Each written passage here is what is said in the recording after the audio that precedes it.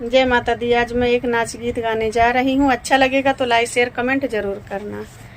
राजा नंदी पे लैली हलोन बे आज अब के भरी है। राजा नंदी पे लैली हलोन बे आज अब के भरी है। ससुरु हमारे गए पूर्वे बन जिया, ससुरु हमारे गए पूर्वे बन जिया।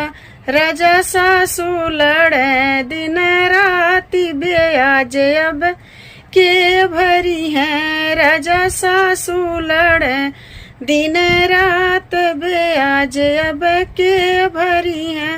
राजा नदी पे लैली हलोन ब्याज अब के भरी है। राजा नदी पे लैली हलोन ब्याज अब के भरी है।